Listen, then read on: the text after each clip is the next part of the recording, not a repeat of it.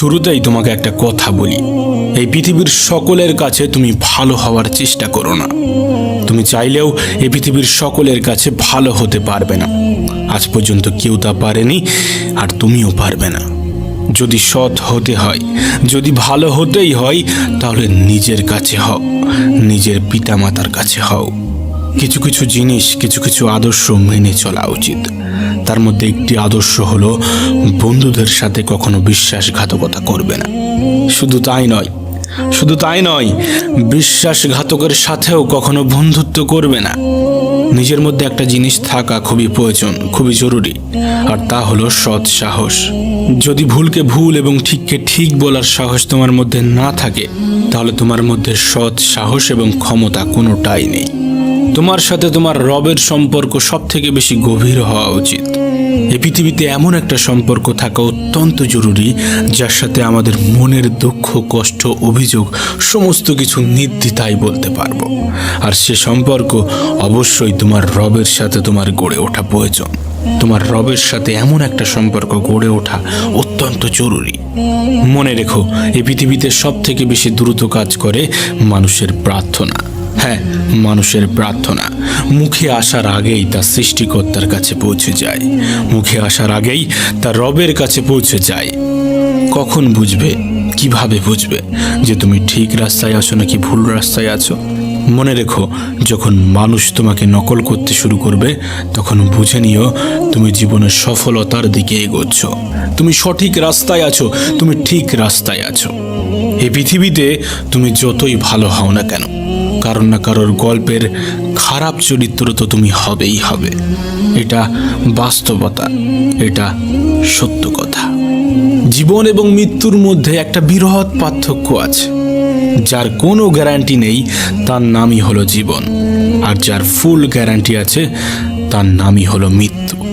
মনে রেখো, তুমি যদি সুখে থাকতে চাও, তুমি যদি আনন্দে থাকতে চাও, তাহলে অন্যের উপর নির্ভরশীলতা ছেড়ে দাও। তার কারণ অন্যের উপর নির্ভরশীল মানুষগুলো কখনোই আনন্দে থাকতে পারে না। এই জন্য এমনভাবে নিজেকে তৈরি করো যাতে তোমার ইচ্ছা এবং প্রয়োজনগুলো তুমি নিজেই পূরণ করতে পারো। এই পৃথিবীতে আমাদের জীবনের বিফলতার সব থেকে বড় কারণ হয়ে দাঁড়ায় আমাদের চিন্তা ভাবনা। আমরা মনে করি কাল থেকে শুরু করব, আজ নয় কাল থেকে স্টার্ট করব। মানুষের জীবনকে শেষ করে দেওয়ার জন্য এটাই যথেষ্ট। প্রিয় ভাই আমার, যদি তুমি সফল হতে চাও, তাহলে কাল নয়, আজ থেকে শুরু করতে হবে, এখন থেকে শুরু করতে হবে। আজ থেকে শুরু করব, এখন থেকে শুরু করব, এটা একজন সফল ব্যক্তির লক্ষণ। আর তুমি যদি সফলতা পেতে চাও, এ লক্ষণ তোমার মধ্যে ফুটিয়ে তুলতে হবে, এ লক্ষণ তোমার মধ্যে জাগিয়ে রাখতে হবে। একটা বইয়ের কাভার পেজ দেখে যেমন বইয়ের ভিতরে কি আছে তা জাজ করা উচিত নয়, ঠিক তেমনি মানুষের চেহারা দেখে সেই মানুষটাকে জাজ করা উচিত নয়। তার কারণ মনে রেখো, চেহারার তুলনায় বড় মুখোশ পৃথিবীতে আর কিছু নেই। মনে রেখো, নিজেকে সুখে রাখার দায়িত্বটা নিজেকেই নিতে হবে। হ্যাঁ, সবার থেকে পরামর্শ নিও, কিন্তু সেটাই করো যেটা তোমার মন তোমাকে নির্দেশ দেয়, সেটাই করো যেটা তোমার মন তোমাকে পরামর্শ দেয়। এ পৃথিবীতে সফল ব্যক্তিরা কখনো ভাগ্যের উপর নির্ভর করেনি। তাই তুমি যদি সফল হতে চাও, তাহলে ভাগ্যের উপর নয়, পরিশ্রমের উপর নির্ভর করতে শুরু করো। সেদিন দূরে নয় যেদিন তুমি সফলতার স্বাদ গ্রহণ করবে। শোনো প্রিয় ভাই আমার, যদি তুমি সত্যিটাকে সত্যি এবং মিথ্যাটাকে মিথ্যা বলার সাহস রাখো, তাহলে তোমার বন্ধুর সংখ্যা একটু কম এবং শত্রুর সংখ্যা একটু বেশি হবে।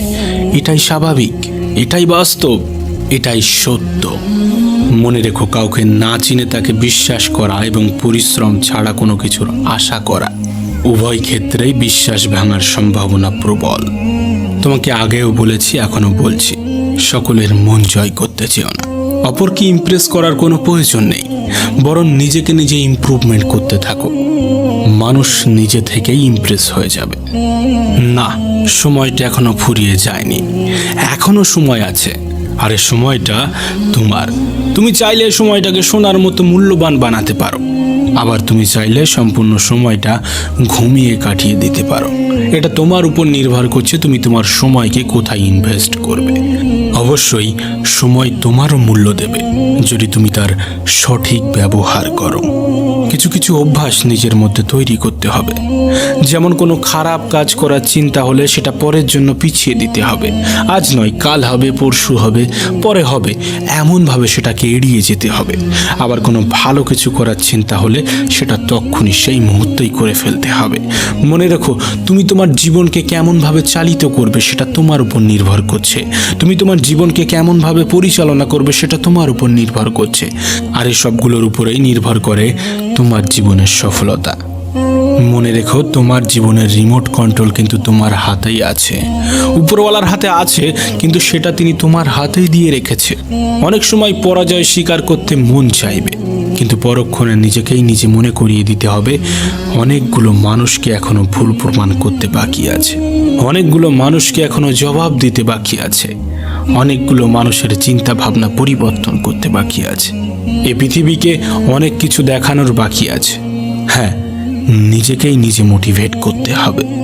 এ সমাজটা একটু অন্যরকম, এ সমাজের মানুষগুলো একটু অন্যরকম। সময়টা এমন হয়ে গিয়েছে, সমাজটা এমন হয়ে গিয়েছে যে একজন মানুষের সরলতা অন্যরা বোকামি বলে মনে করে। তুমি কিন্তু আলাদা, তোমার চিন্তা ভাবনা কিন্তু আলাদা। সেই সকল মানুষ যারা নেগেটিভ চিন্তা রাখে তাদের থেকে নিজেকে আলাদা রাখার চেষ্টা করতে হবে। এছাড়াও আরও দু একটা জিনিসের উপরে তোমার ধ্যান রাখতে হবে। যেমন অহংকার। অহংকার খুবই বাজে একটা জিনিস। মানুষের পতনের সব থেকে বড় কারণ হয়ে দাঁড়ায় এই অহংকার। মনে রেখো, নিজের বয়স এবং টাকার উপরে কখনো অহংকার দেখিও না, কারণ যা কিছু গোনা যায় সেটা একদিন শেষ হয়ে যাবে। নিজের জীবনের উপরে কখনো রাগ দেখিও না, তার কারণ তোমার মতো জীবন পাওয়াটা হয়তোবা অন্য কারোর স্বপ্ন। জীবনটাকে এতটাও সস্তা করে তুলবে না যাতে কেউ এসে তোমার জীবনটাকে নিয়ে খেলার সাহস পায়। শেষে একটা কথাই বলবো, জীবনটাকে দুইভাবে উপভোগ করা যায়, জীবনটাকে দুইভাবে উপলব্ধি করা যায়। এক, যেটা তোমার সেটাকে অর্জন করো, যেটা তোমার সেটাকে অর্জন করো। দুই, যেটা তোমার কাছে আছে সেটাকে পছন্দ করতে শুরু করো। এবং সর্বোপরি নিজের প্রতি বিশ্বাস রাখো। বিশ্বাস রাখো নিজের উপর, নিজের রবের উপর।